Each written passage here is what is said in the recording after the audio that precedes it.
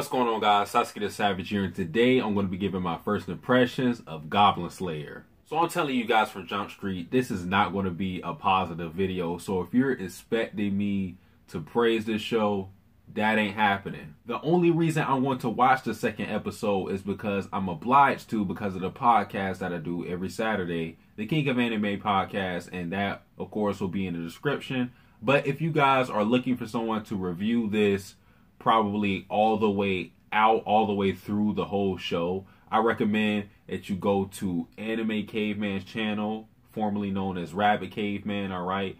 Check out his videos because he's reviewing Goblin Slayer, and I'm pretty sure he'll review it throughout the whole duration of the anime. Now, getting back to the show, I need people, collectively, as the whole anime community, we need to get together and stop comparing this to Berserk. Please stop. I'm losing faith in the people that's comparing this to Berserk. If you want to compare it to Berserk just because of the gore and violence, okay, fine. But people are, I just don't understand, because Berserk isn't the only show that has gore and violence, people, or rape. Berserk isn't the only show that has those qualities in it. And those qualities in Berserk isn't what make Berserk so good. So I have no idea why everybody is praising Goblin Slayer just because it had extreme amounts of violence and rape in the first episode. If you look back at the Golden Age arc of Berserk, what made that arc great wasn't the massive amount of violence, because it was great before the whole eclipse happened. So I'm genuinely confused as to why people compare this to Berserk, because I only see the violence and gore in common. Now let's talk about this show as its own, alright? We have our main character who is a priestess, and I don't even remember her name. I don't know if she stated it, but I just don't remember it. And we also have the Goblin Slayer. So the priestess seems like a typical main character, alright? She seems like somebody who's going to be naive to the world, and she's going to have everything explained to her rather than her explain the world to us. She also seems like a character that's going to be a damsel in distress and a burden at times. I mean, I'm pretty sure there are going to be moments where she does something very significant, but just from her appearance and just from how things went in the first episode, it seems like she's going to be somebody that's going to have to be protected by the Goblin Slayer. Now, talking about the Goblin Slayer, alright? He was pretty impressive when it came just to his fighting and his thinking and his strategy, but we don't know anything about him as a character. Yeah, his methods for taking out the goblins were pretty cool. I mean, just him going through how he's supposed to be taking these goblins, how he pretty much knows how they're going to move.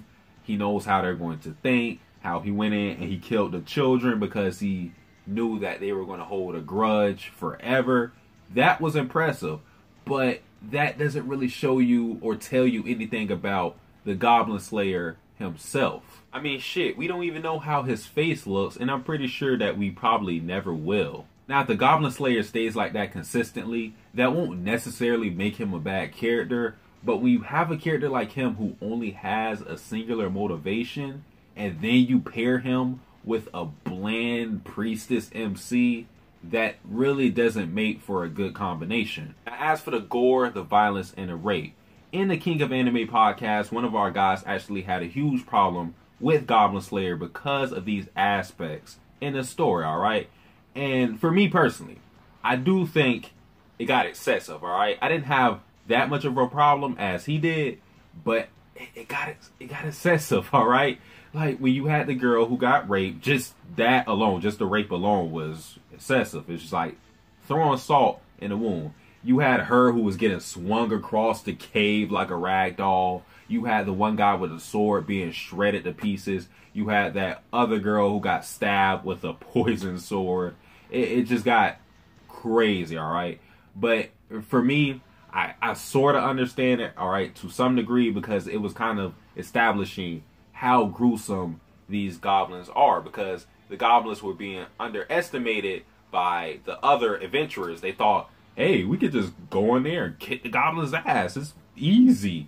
And no, we find out that it isn't that easy, and these goblins aren't as dumb as those dumbass adventures thought. One thing I did enjoy in the show was the initial tone shift. You have our main character who's going through registration. She finds a group to go adventuring with, and everything felt so upbeat and happy-go-lucky. It felt like the first episode of Fairy Tale. And as you go along in the episode, you just have this shaky feeling that something bad is going to happen. When I seen the swordsman swing his sword and hit the top of the cave, at that point I already knew, yeah, y'all are about to get fucked up horribly. So I like what the episode did in the beginning and in the middle, because it kind of tricked you into thinking, yeah, everything's going to be fine, to no, we're twisting everything around. Now, even though I like the first tone shift, the second tone shift was a little weird to me because it went back to being happy-go-lucky. Our main character just witnessed her whole party being wiped out, but it seems like she had no emotional burden on her whatsoever. She just went up to the Goblin Slayer and it was like, everything's fine. You would think after seeing a traumatic event as what happened in the cave, that our main character would be affected by it in some capacity, but it felt like it just did not faze her. Now, we can either say it's the show just not giving a fuck about what they did in the cave, or we can just attribute this to the main character having some emotional resistance, like some emotional toughness. Overall, what I'm trying to say in this video is that Goblin Slayer is not bad, alright? I think it's an okay series. I think it's solid, okay? But I just don't understand the Berserk comparisons. That's when people lose me. Now, if you want to say Goblin Slayer is a good series, by all means, say it's a good series, but say that as its own standalone series. Stop comparing it to Berserk, because when you do that, you set the expectations much too high to a standard I don't believe that Goblin Slayer will ever live up to. And your logic gets messed up, because the only thing I see in common that Goblin Slayer has with Berserk is the violence and gore, and that's not what made Berserk so good. But guys, that is it for this video. If you enjoyed this video, if you disliked this video, go ahead, do what you gotta do. Satsuki the Savage, out.